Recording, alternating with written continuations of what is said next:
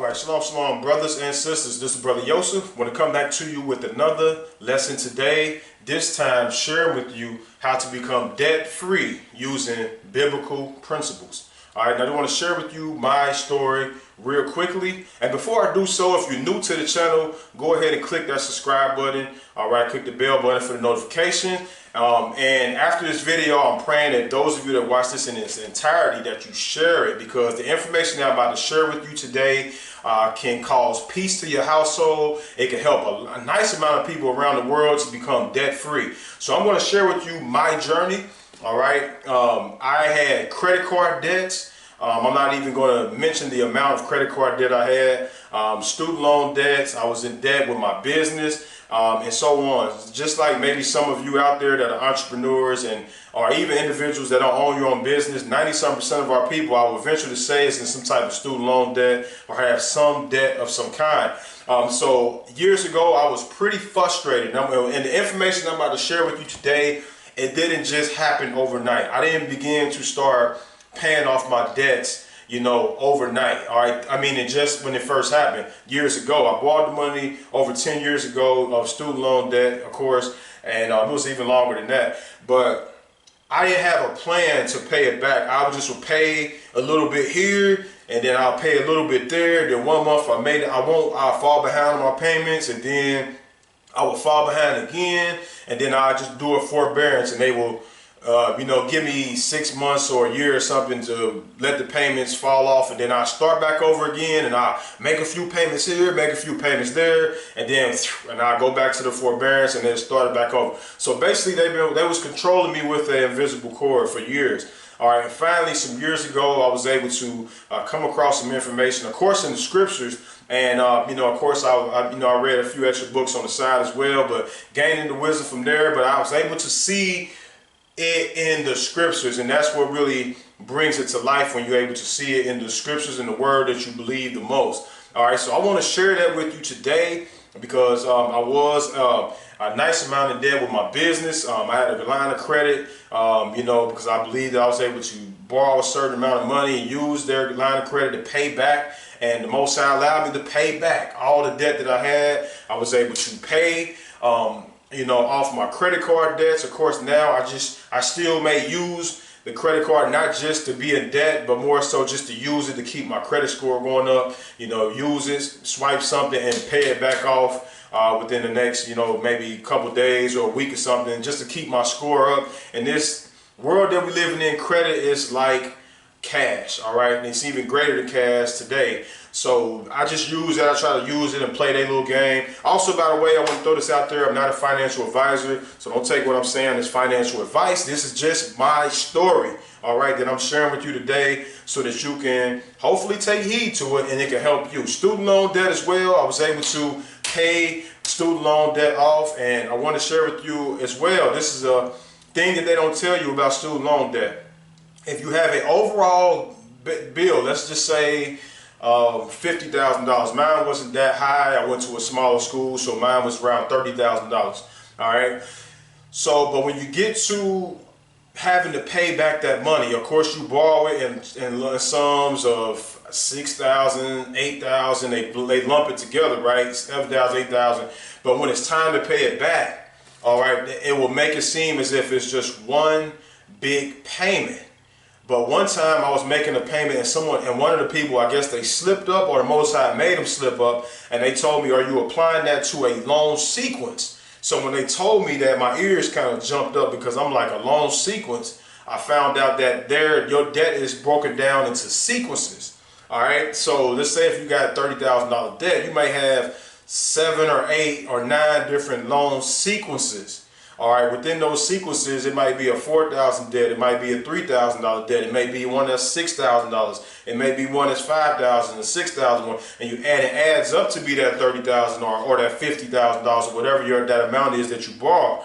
All right, so I learned to be able to start targeting these sequences. You can make your monthly payment on the student loan, but then you start targeting the sequence, the loan sequences. And what I found, by experience, and even the experience of an individual that I've come across that's been very financially successful, is that you want to go ahead. What he did, he taught, and I've seen this work in my life as well, is that you target the one with the lowest amount and you just start paying off the smaller balances at a small portion.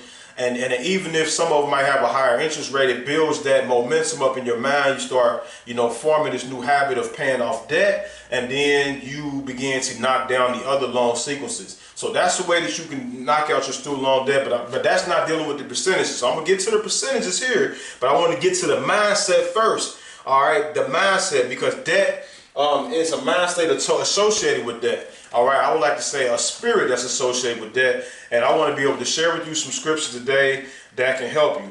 All right, so let's go to Proverbs chapter 22. Proverbs chapter 22, and we're going to go to verse number 7. It says, "The rich ruleth over the poor, and the borrower is servant to the lender."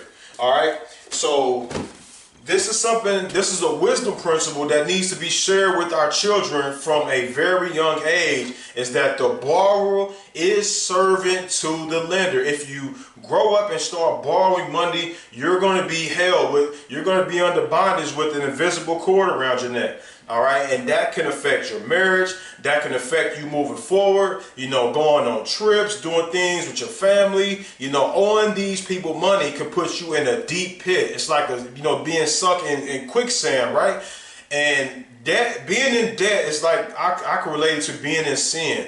When you are in sin and you're living a sinful life, once you get free from doing the things that you used to do, you never want to go back to doing those things again. Once you get free from debts, you never want to have to go back into them again. So I was able to pay off debts, all right, by following this system. The borrower is servant to the lender. Teach your children that, all right, please. Let your children know at a young age. I have children now, so I've been able to educate them, all right, that you do not want to grow up and be borrowing money. Now, I understand some people have good debt and bad debt. I was sitting down with a friend of mine just a while ago, and he welcomes good debt because he's into buying and flipping houses. So he doesn't look at that as a bad debt because he has his money working for him. So individuals that's business minded like that, they look at good debt, a house or a mortgage.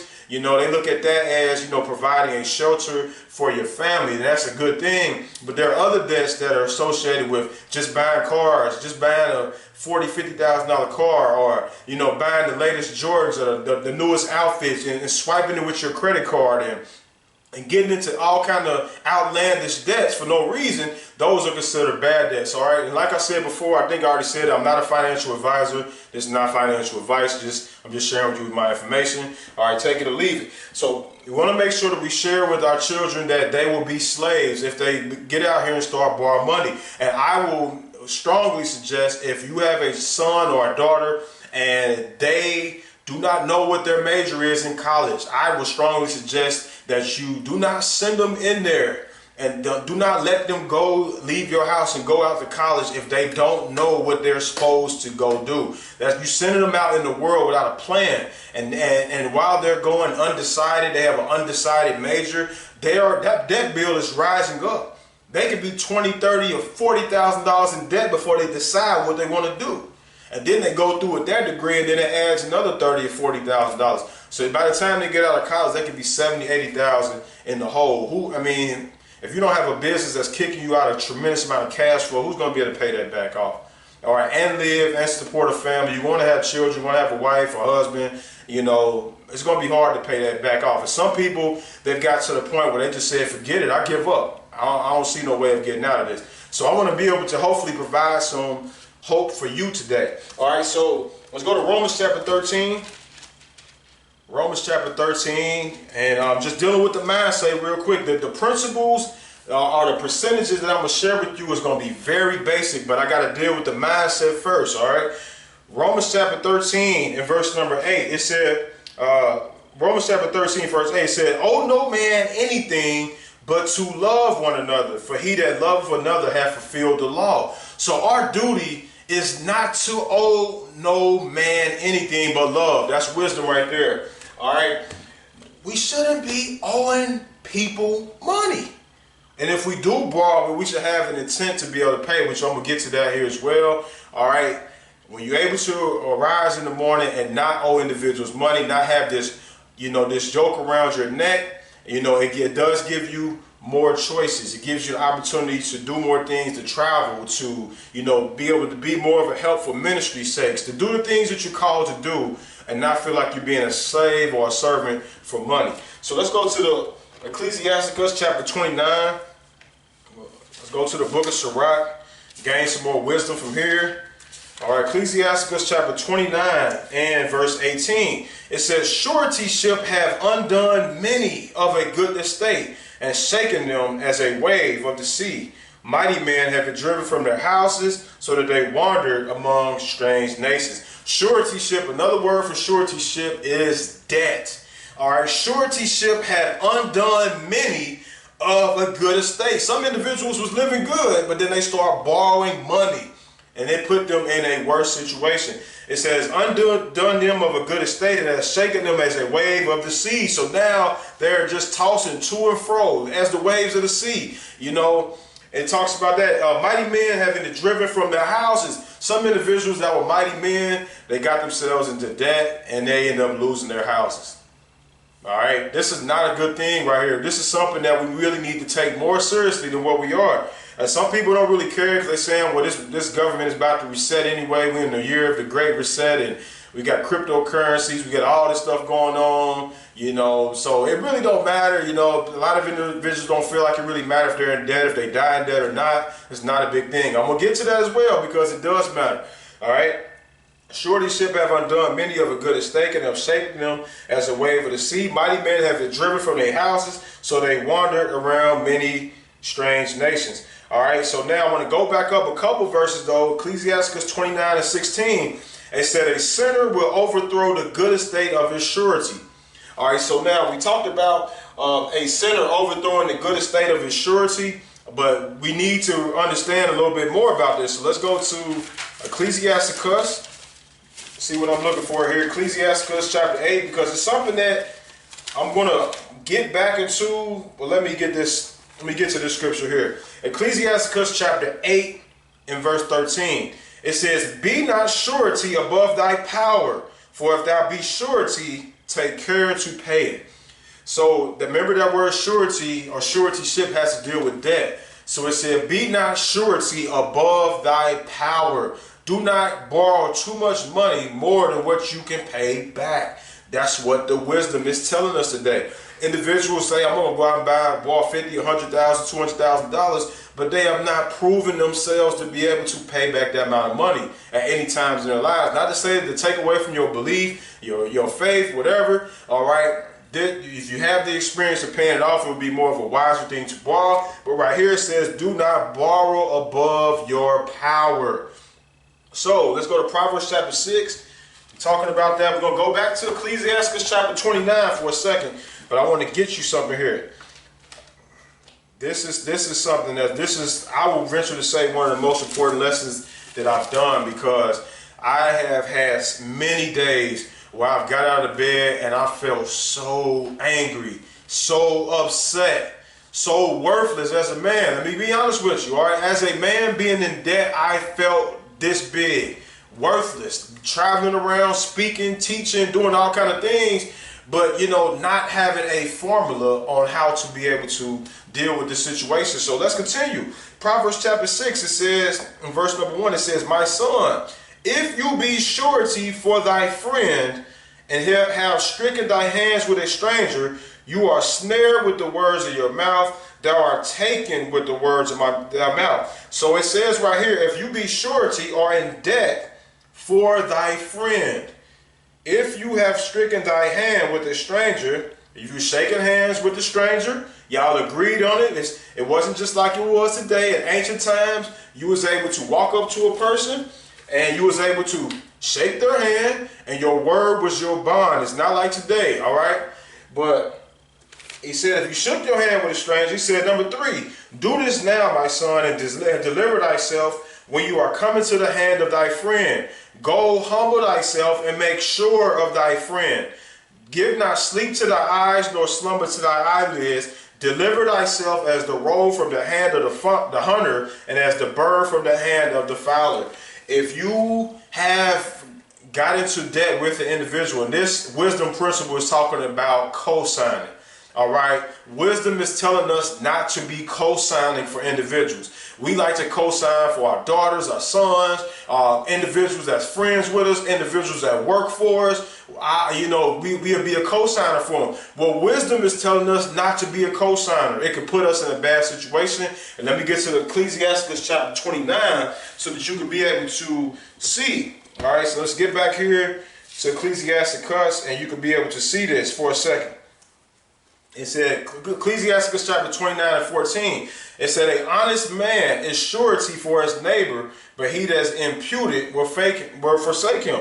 So it said an honest man will get in debt for his neighbor. All right, how many of us know that to be true? You've co-signed for someone in your life, or maybe someone's co-signed for you. They was honest, they believed in you, they believed that you had the ability to pay back that debt.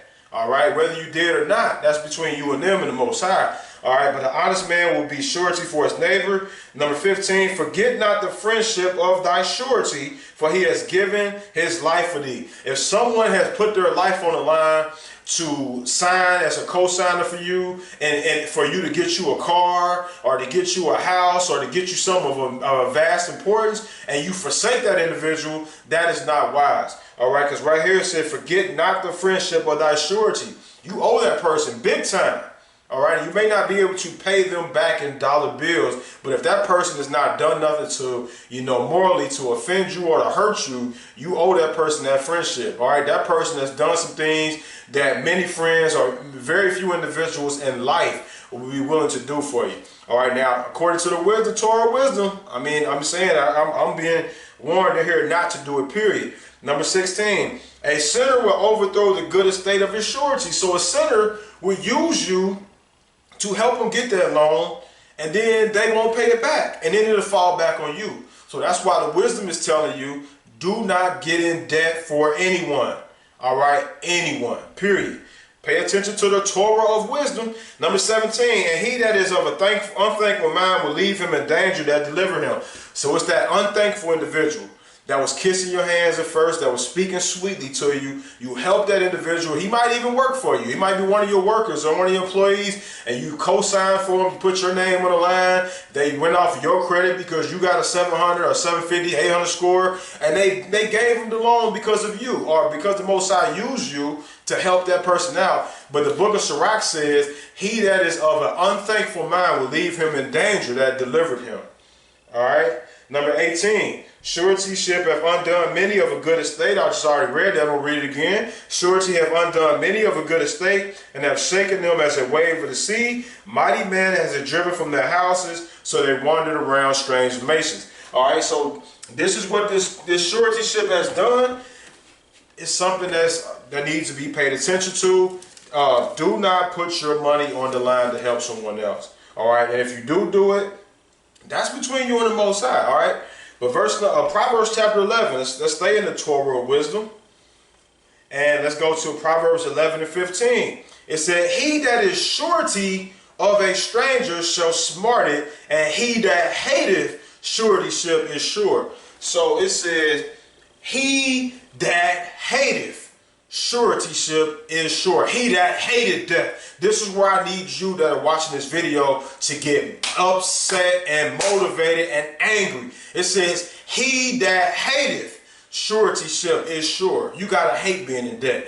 If you do not hate being in suretyship, you're not going to change nothing. You're not going to do nothing about it. You're not going to embark on that new business venture that you've been thinking about doing. You're not going to maybe pick up another side job or another hustle or something that you're doing on the side. You're going to be okay with not paying them back, or you're going to be okay with just paying the bare minimum throughout your whole life and being a slave to this system.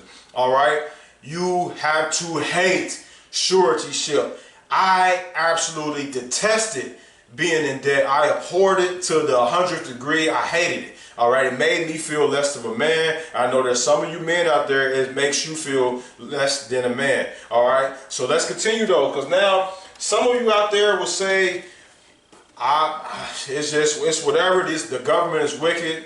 They tricked me into, they tricked me into signing that student loan. They came on my college campus and gave me a t-shirt, and they tricked me, and you know, had me doing all these things, and I didn't know what I was doing. I was 19, 20 years old. I was 18. Like, they tricked me. All right, it's their fault. I don't owe them nothing, right?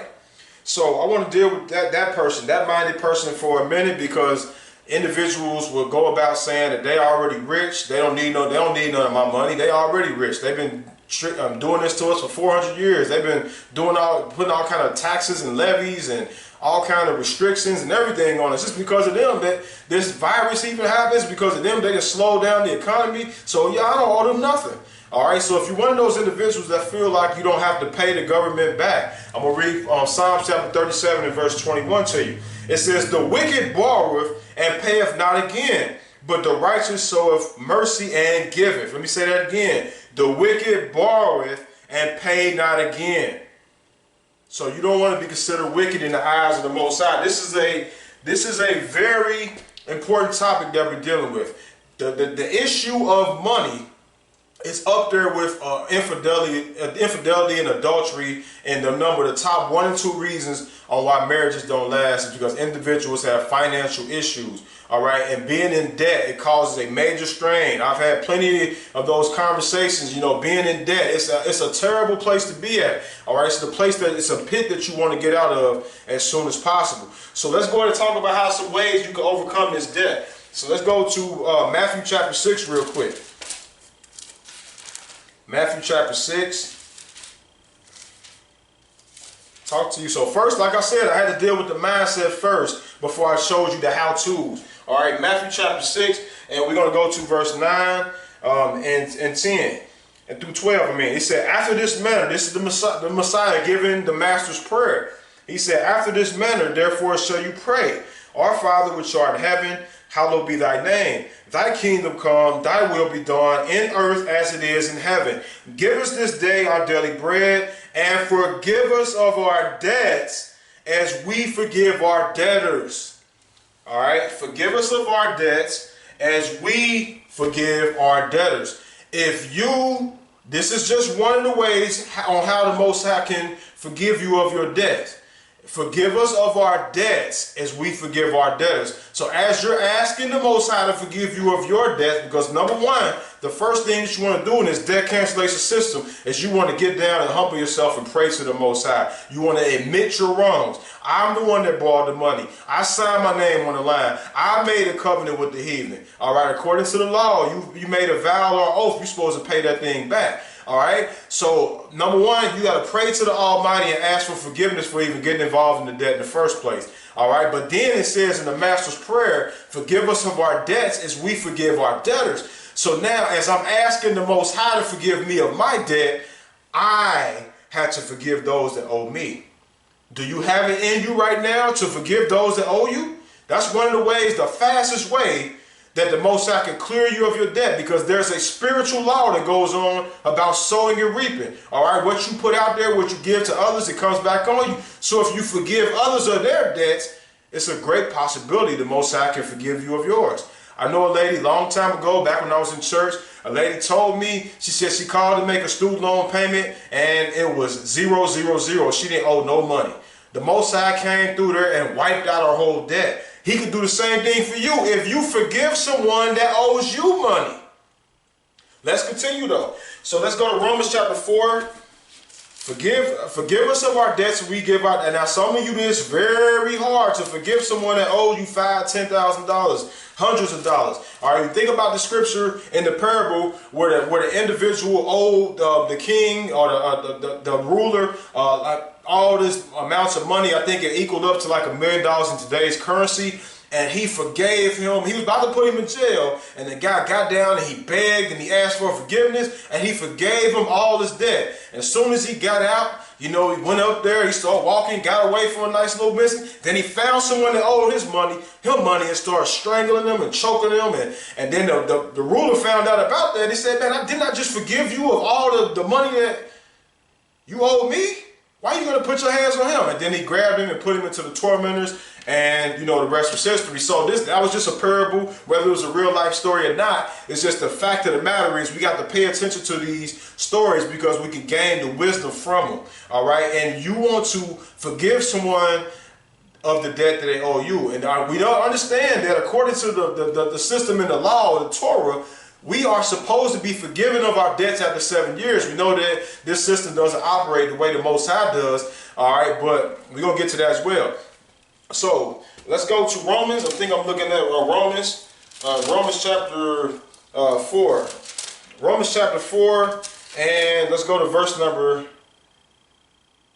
17. It says, as it is written, I have made thee a father of many nations, before whom he believed, even the Most High, who have quickened the dead, and calleth those things which be not as though they were. That's the last part I want to focus on. Call those things that be not as if they were. I know we know it's talking about the Most High. People say you're taking the scripture out of context. The Most High has given us the ability to speak life into our situations. Call those things as if they were. So this is another way. Before I began to pay off those loan sequences, all right, I verbalized it first. I said, I am debt free. I know individuals out here are against affirming things, affirmations, things of that nature. It's biblical. You have the power to speak with your words. So I told you at first.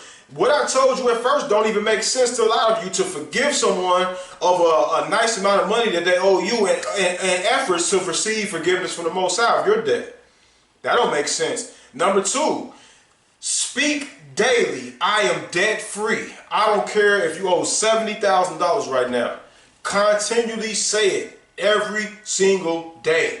I am debt free. I am debt free. It's going to make you feel better. All right. Even in scripture it said, let the weak say I'm strong. The Most High has given us the ability to affirm things over our life. So I'm telling you, speak life over your situation. I am debt free. All right. And you're going to start feeling better. All right. You're going to walk a little bit different. Your actions are going to be a little different. Ideas are going to come to you on ways to generate more income. Just start speaking that I am debt free. Your words have more power than what you believe. Think about all the things that you've spoken over your life in the past. All right. A lot of negative things that you said about your life in the past, they came to pass. All right. So speak positive, speak life over your situation and watch you become debt free. So before I started paying off these loan sequences, and paying off this credit card debt, and my credit score was starting to increase, I had to start saying I am debt free. I am debt free. I know it sounds crazy. I know y'all probably laughing at me, but this is what I had to do, and I got scriptures to support it. Let's continue. So let's go to Proverbs chapter 12. I want to prove what I'm saying with scriptures, and it's coming out the Torah of wisdom. All right, Proverbs chapter 12, and we're going to go to verse number 14. Proverbs chapter 12, 14. A man shall be satisfied with good by the fruit of his mouth, and the recompense of a man's hand shall be rendered unto him. A man shall be satisfied with good by the fruit of his mouth. You got to speak life over your situation. All right? Who's going to speak life over your situation but you? You have to be the one to say, I am debt free. Even though you could be down thousands of dollars in debt right now, you keep speaking life over every single day. You start calling those things as if they were already in existence. All right? A man shall eat well by the good of the fruit of his mouth. Proverbs chapter 13 and verse 2. A man shall eat good by the fruit of his mouth, and the soul of a transgressor shall eat violence. I want to go back to another part in Proverbs 12 and 14, where I says a man shall be satisfied with good by the fruit of his mouth. But the last part of that is the recompense of a man's hands shall be rendered unto him. The reward of a man's hands shall be rendered unto him. So this man right here is going to have to be a diligent worker. You are going to have to put your hands to the plow. All right, this is not about being lazy. If you really want to be debt free, I told you, Proverbs chapter 30, Psalm 37:21, the wicked borrow and don't pay. I don't want to stand before the Most High and be called a wicked servant because I was not willing. Now, if the Most High would take my life, and I don't know if I may, borrow some money in the future for a business adventure or whatever the situation be, let's call it a good debt. I don't know, but I really want to stay out of it altogether. But if the Most High was to call me and I still owed money, but at least he could see that I was trying to pay him back.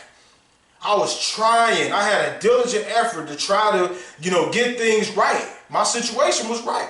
All right. He could see that and he could judge me for that. But if he said, nah, you just took their money, you tried to use it to go out the country, you tried to use their money to go do this, you tried to use their money to do that, and you didn't have no righteous intention of paying it back, you could get judged for that. All right, the wicked borrower don't pay. So now let's get into some of the how-tos. We talked about praying to the Most High. That's where the journey of how to pay it off is going to start. You're going to have to pray to the Most High. All right, the Most High can give you an idea and a strategy on how to pay off your debt. So it's a scripture in a story in the Book of Kings where a lady owed debt. All right, and the prophet came by and told her to borrow some cruises of oil. So she borrowed all these cruises. This is one scripture where I see that the Most High gave somebody permission to get into a debt. All right, she borrowed these cruises of oil. She filled them up, and then next thing you know, she took them, she sold them, and she paid off her debts, and she lived off the rest of it.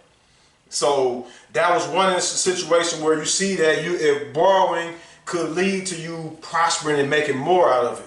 All right, in the Book of Kings. But she also listened to the word of the Nabi, the prophet, all right, which was speaking under the influence of the Most High. All right, so sometimes the Most High can give you a special word that can be different from what I'm about to share with you right here. He can give you something that don't even maybe be totally opposite than this. So that's why you're going to have to pray first and seek his face and come down to him crying with tears. I borrowed money. I am so sorry, Most High. I am so ashamed. I feel so wrong right now. I feel so little. Please forgive me of this debt that I owe. Please, Most High, erase it. Do whatever I can. You know, like, I'm willing to try to do what I can, but if it be your will, just erase it all the way. Whatever prayer that you pray, start praying that prayer. All right, then you're going to go forgive someone that owes you. Forgiveness is a hard thing, especially if somebody owe you thousands of dollars. You're like, man, I ain't trying to forgive them. I need that money. Some of you about ready to take somebody to court because you're like, I need that money. This person owed down.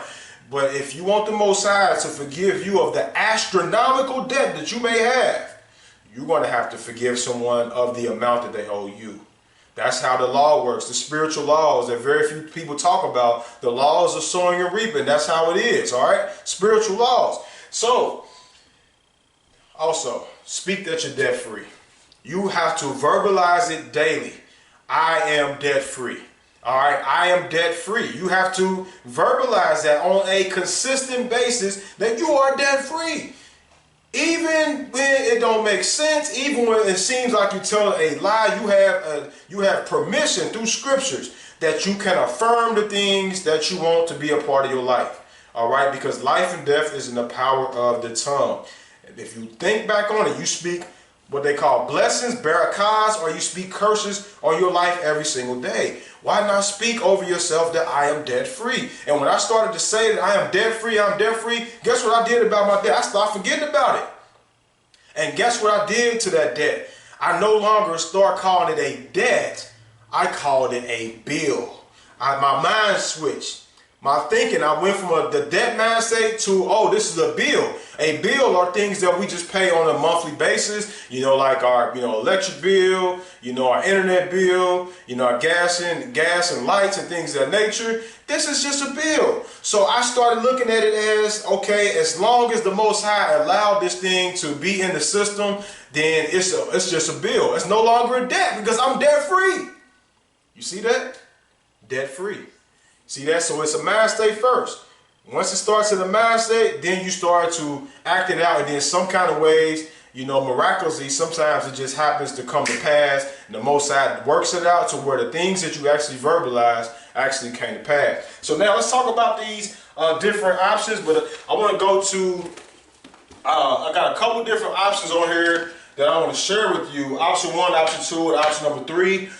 So I want to share with you first about these percentages. One of the things that you want to do off the top is if you are earning your income, you are out here working, you got your own business or a job or whatever you're doing, all right, you want to honor the Most High first. Some of you will be saying, how is this a way of paying off your debts?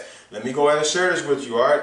Proverbs chapter 3 and verse 9, it says, honor the Most High with thy substance and with the first fruits of all thy increase. So you are to honor the Most High first. When you get your paycheck, when you get your 1099, or if you get your increase, you have to put aside something for the Most High first. All right, I'm going to deal with these percentages. So let's go to Leviticus chapter 27. Leviticus chapter 27, I want to share with you the percentages first, so then you can be able to, all this can make sense, all right, as I finish up. So Leviticus chapter 27 and verse 32, it said, and concerning the tithe of the herd of the flock, even of whatsoever passeth under the rod, the 10th shall be holy, or set apart unto the Most High. So the 10th, we see that the 10th part throughout scriptures, we see that the tithe was given to the Levite, the 10th part, the grain, the wine, the oil. The number 10, it said the 10th part is holy, or kadash, or set apart unto the Most High. So 10%, as you see, is going to be on all these options. I'm sharing with you a few different options you can take to pay back your debt right here. But the first part is 10%. All right, 10% of your income, and I'm not telling you this. 10% of your income, when you get increased, I would advise you. All right, I'm not a financial advisor, but through my experience, I'm giving you my experience. Let me just share that. 10% is a great part to put to the side. All right, it's supported by scripture. The scripture said the 10th part is set apart to the Most High. So I'm not telling you to give 10% to a false prophet or a pastor or someone that's saying that they're a Levite and they're trying to get you to pay them tithes after all their videos. I'm not telling you to do that. But I would suggest that you go open up you a separate account for yourself. If you are a servant of the Most High, this is what I had to do. I don't want to trust nobody with, the money that I'm out here laboring and guarding and giving to somebody that's not doing the work. I'm out here doing the work of the Most High. I'm a servant of the Most High, so let me use it to do the things of the kingdom. So when you get your increase, instead of giving it to a church, instead of giving it to somebody that's trying to deceive you and tell you pay them tithes, all right, you take the 10% yourself and you put it into a bank account. That account is for good works. It's for alms. It's for giving to the poor, to the widows, to the strangers, to the fatherless. All right, you let that account, that's the 10% you're giving unto the Most High. Because when you go to Proverbs real quick, let me show you something. Let me show you how this thing works. All right, Proverbs chapter 19. Let me see if this is the scripture I'm looking for. Proverbs chapter 19 and verse 17, it said, he that hath pity upon the poor lendeth unto the Most High, and that which he hath given will he pay him again. So when you put aside monies, to help the poor, in essence, you are lending unto the Most High. All right, so you put aside your 10% for the poor, for the strangers, the widows, the fatherless, you're lending unto the Most High, and that which he hath given, he will give it back to you. Let's see another wisdom nugget from Tobit. Tobit was giving his son Tobias wisdom. All right, let's see what one of the things he said in Tobit chapter 4 verse 8. It said, if you have abundance, give alms accordingly. If thou have but a little, be not afraid to give of that little. So if you have a whole lot, you give a whole lot. If you have but a little, do not be afraid to still give of the little that you have. Number 9, for thou layest up a good treasure for thyself against the day of thy necessity. So when you give unto the poor, you are investing in your spiritual bank account.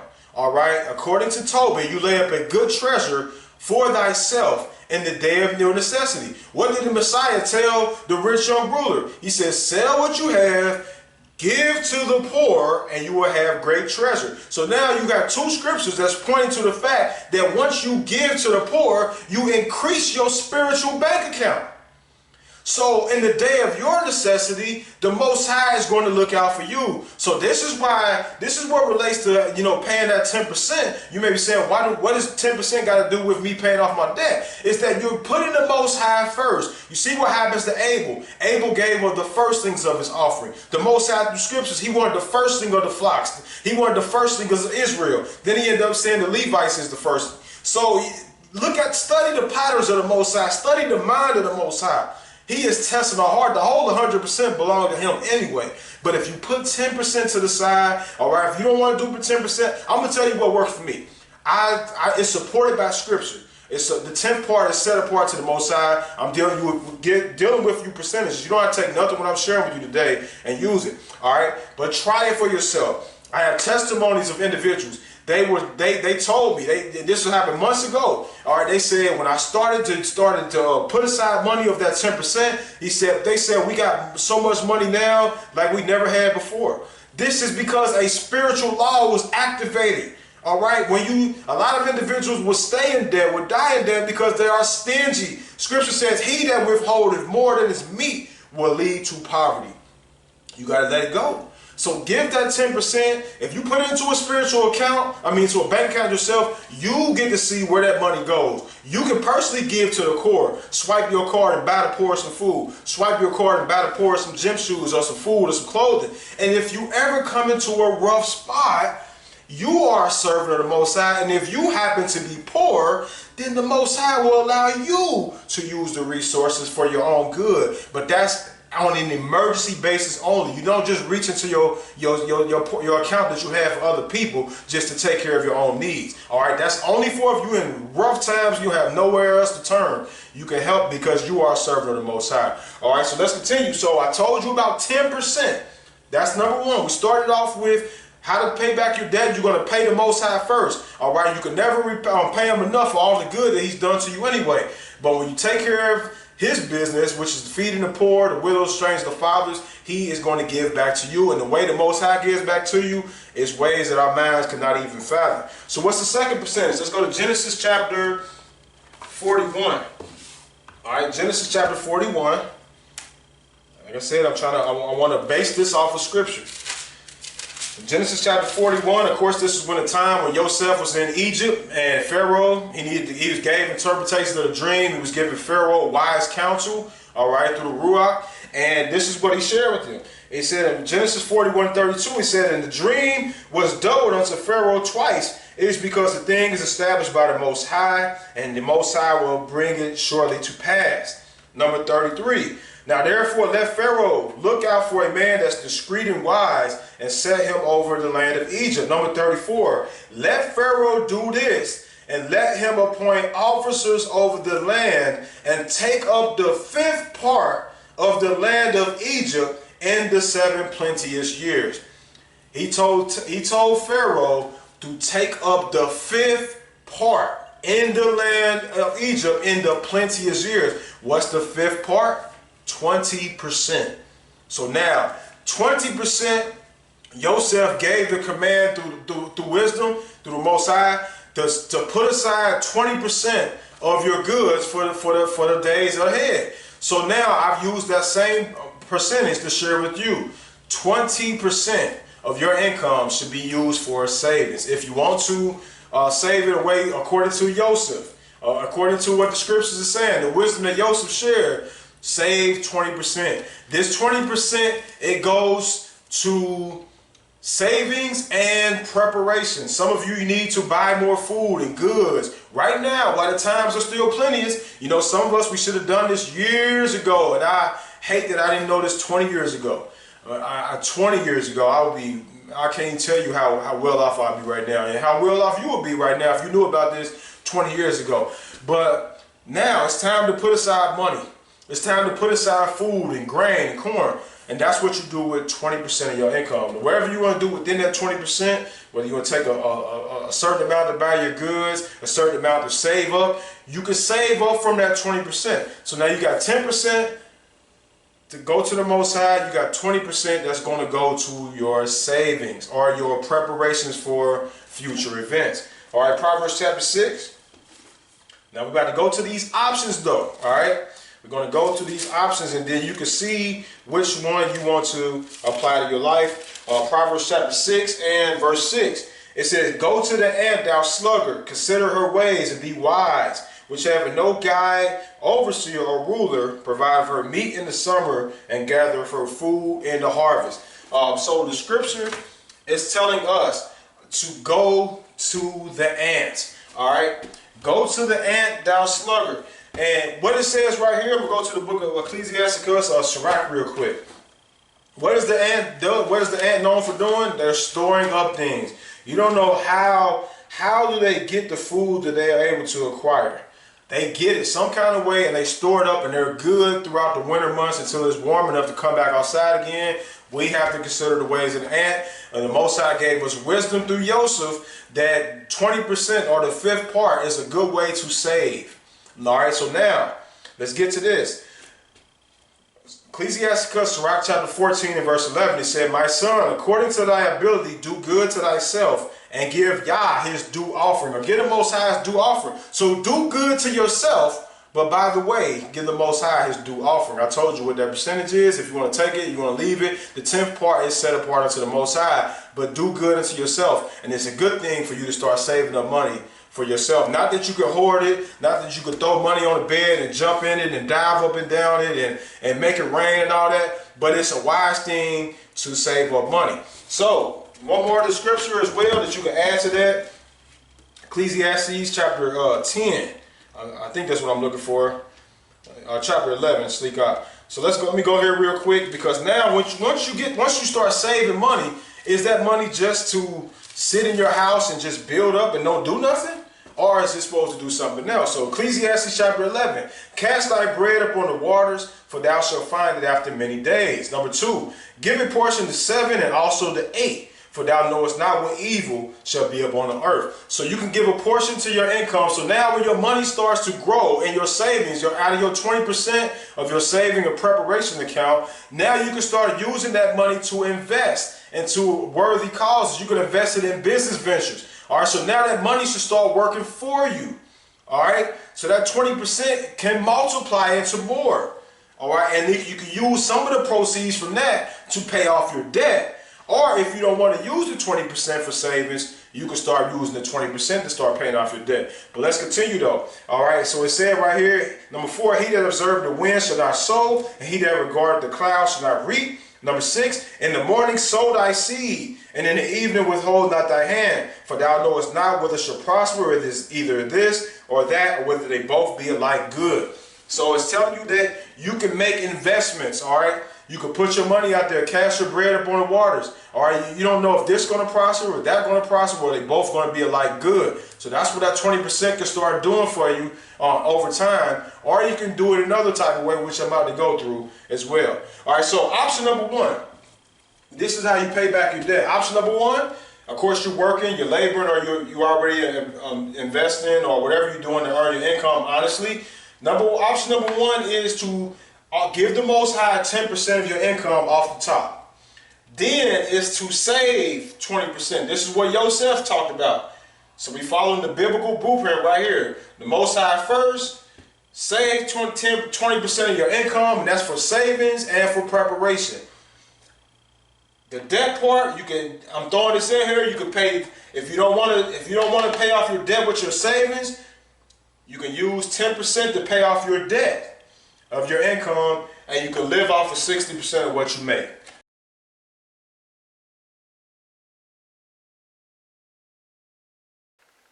All right, so let me go ahead and finish this out here. Had a little difficulties right there. All right, so look, check this out. These are the 3 options that you want to use to be able to pay back your debt. And I share with you scripturally of the percentages that's supported by scripture. When you look at the 10% that is set apart to the Most High, you look at the 20% which Joseph prescribed to be taken up in the land of Egypt. Of course, it sustained them throughout those 7 years. So if it can sustain them in 7 years of drought, it can sustain you and I at these times that we're in. All right, so option number 1, you can, out of your increase, you can give 10% to the Most High. 20% you put towards your savings account, all right, or your savings or preparation account. And 10% you can put towards your debt, and you live off of 60% of your income. All right, this is option number 1. This is how you pay back your debt, because some people say, listen, I'm going to follow the Most High. I'm going to give him 10% of my income. I'm going to go ahead and save 20%, because a part of all I earn is mine to keep. And since I'm going to save 20%, I got to find some kind of way to pay off my debts. Some people, like myself, you just winging it. You pay whatever you can. That's not a real strategy. All right, 10% is supported by scripture. So we put 10% towards our debt. This is option number 1. So get the Most High. You got $1,000 every 2 weeks. All right, you put $100. You give $100 to the work of the Most High first in the account that you're going to be managing and using. You put $200 towards your savings, $100 towards your debt, and you live off the $600 that you have. And that's another thing that we have to, practice is living below our means. All right, living below our means. Option number 2. All right, you give the Most High 10%. This never changes. Most High 10% up front. You save 10%. And you put 20% towards debt, and you live off the 60%. This is the one that I started applying option number 2 because I wanted fast results. I was doing option number 3. I started off with option number 3. All right, but I started utilizing option number 2 because I wanted fast results. I wanted to pay off my debt quick. So I would still get the Most High His up front. I would save 10% because a part of all I earn is mine to keep. You're the one that's going out working every day. You're the one that's going through traffic and rushing and doing all this. So a part of all you earn is yours to keep, whether it's 10%, whether you save 20%, like Joseph said, you want to save something for yourself because a part of everything that you earn is yours to keep. So you pay the Most High first. I paid myself 10%. And then because I was so far in the hole with debt, I started paying 20% towards my debt. And that's what that did. That started to speed up me paying off these loan sequences. So I started to pay these loan sequences off, and man, it started becoming fun when you start really having a system that's actually working for you. All right. And at the end, I had to learn, I had to focus, and I had to share with my family. Or I had to learn that I don't have to live off of 60% of my income. And this could be a challenge when you're used to living off of 80% or living off 90%, and you have to start disciplining yourself to live off less money. It forces you to be in the habit of just spending money on the things that you really need, not on all these things that you want. All right, different mindset. Option number 3, you get the Most High 10% of your increase first.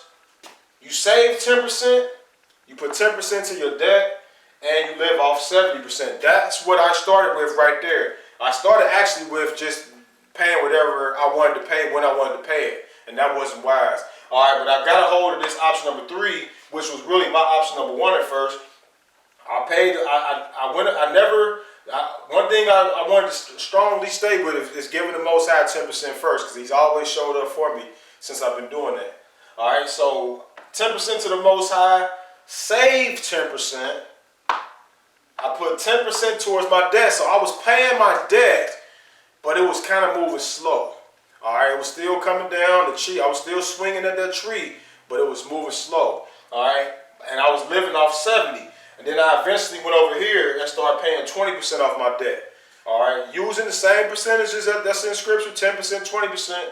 So the ultimate goal is what you want to get to is down here at the bottom. You may not be able to see it, but you want to continually give the Most High 10%, save 20%, and live off 70%. Instead of living off 60%, you live off 70%. All right, when you don't have no more debt, when you don't have anyone, no bill collectors calling you, you live off 70% of your income. You keep giving the Most High his 10%. You keep putting 20% to the side for savings and preparation. And that savings and preparation account over time is going to grow so large that then you could be able to move to a point to where you can start doing things with that money. Now that savings, you want to just let it sit there and sit under a rock. So now you take that savings and you start making investments with the savings money. Now your savings is earning more money and bringing you more income in, and you keep the same thing going. You keep giving the Most High 10%, and boom, you keep paying yourself through the savings. You live off the 70. All right, get the Most High 10%. You save 20%, you live off the 70, but it's hard to get to that 10, 20, 70 mindset if you still have debt. So you can look at these 3 options and you can see which one works best for you, or if the Most High gives you a whole different option that I don't even have up on this board, that can work. But these are the options. I mainly stuck on option 2 and option 3. I may have done option 1 a couple times. But I felt like even with me saving 20%, I didn't even really feel like it was my money because I feel like I still owed it to them. So for me, I'm like, I got to find a way to pay off this debt. All right, and option 2 was the one for me. I ran with option number 2. I'm paying the Most High first, saving 10%, And instead of saving the 20% like Joseph prescribed, I saved 10%, but I put 20% towards my debt. And that debt started to snowball and accumulate. Those loan sequences, they started to get paid off. All right, so this is my journey. This is my story on how to become debt-free using biblical principles. All right, please, please, please share this video. All right, you will be doing your family and friends a disservice not to get this information in front of them. All right, this is a way, according to Scripture, that can help to reduce their debt. All right, will it get paid off in 1 year? I don't know. I don't know if the Most High is going to wait. The Most High can free you from your debt tomorrow or for next week. He can forgive you from your debt by forgiving someone of their debt. I've shared with you multiple ways in the Scripture. Start speaking that you are debt free. Even if it seems like you are telling a lie, speak that you are debt free over and over again. Let it go into your brain, all right? Because then over time, all right, in a strange and miraculous way, it will come to pass. If you truly believe with all your heart, and if you have a plan, and if it's the plan of the Most High for you to pay it back. Now, if it's the Most High's plan, and he said, well, look, it's not that important, you don't have to pay it back. I still see that you're trying. The Most High wants us to be putting forth an effort. We should be at least trying to pay it back, like the wicked borrower, don't pay it again. So here are the three options. We get to the ultimate goal right here. Pay the Most High 10%, 20%, 10% to your debt, live off 60.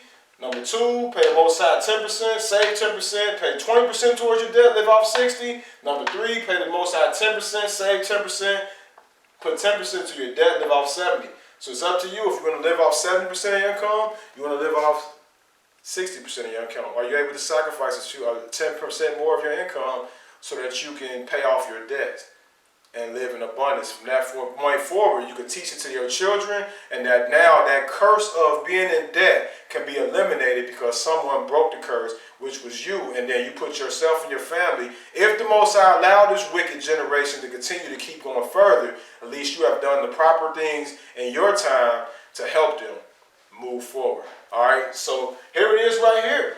I pray the Most High be with each and every single one of you. Again, if you just, like I said earlier, if you come to this channel, share this video. If you're new to this channel, click that like button and subscribe button, all right, so that you can be notified on more of these wisdom lessons and other videos that will be shared in the upcoming days. Until the next time we meet again, I say, Shalom, Shalom, Yah Barah.